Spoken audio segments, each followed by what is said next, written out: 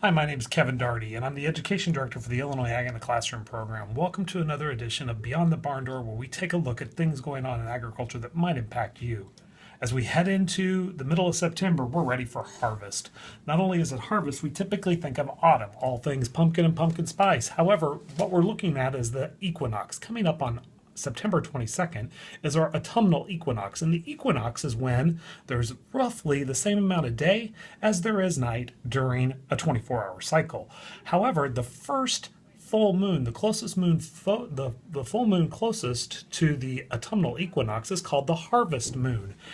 Over this weekend, you're going to see the moon in the sky, as long as it's not too rainy, huge, right at moonrise. It's going to be looking big and it's going to look orange. It's going to be a beautiful moon, and that's called the harvest moon because farmers have started working in their fields to bring in their crops. They use the extra night. Harvest typically lasts, hopefully, between 4 and 6 weeks as we bring in the corn and the soybeans.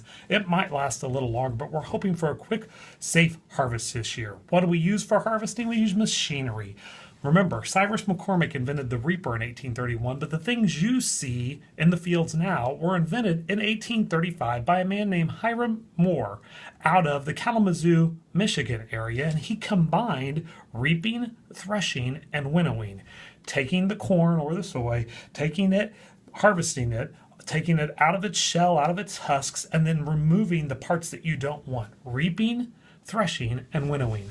1835. Those were typically horse-drawn combines. By the 1920s, they were drawn by tractors, and by the late 1930s, you started seeing them being self-propelled. So, these huge pieces of equipment that we're going to use during the fall season to bring in the harvest, how much do they cost? Well, check the information on the blog, and you can build your own Case IH combine, and you'll find that starting prices upwards of $350,000 for a 4 to 6 week period that you're using to harvest the crop. That's a pretty big investment. You might also want to check out some of the used equipment in the information below to see if you can find a combine a little bit more affordable.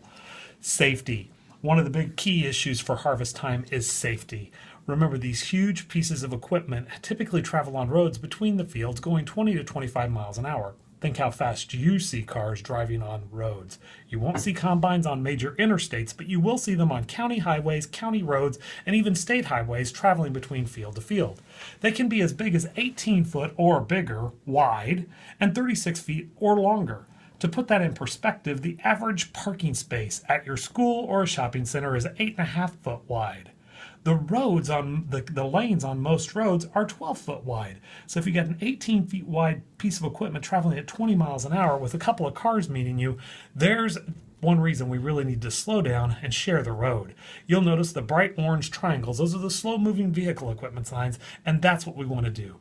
Additionally, on the safety concerns, we've got dry fields. We want to have our fields dried down so we can harvest the crop. Dry fields, huge pieces of machinery in the fields, working a long time.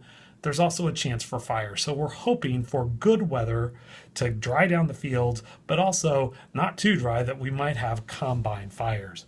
And lastly, harvest typically symbols times for communities to come together. I've included a link. Everywhere you're going to see farmers who need help, and they're going to reach out to their communities, and communities typically come together at harvest to help each other out. As we approach harvest time, I hope you think a little bit more about what's going on beyond the barn door.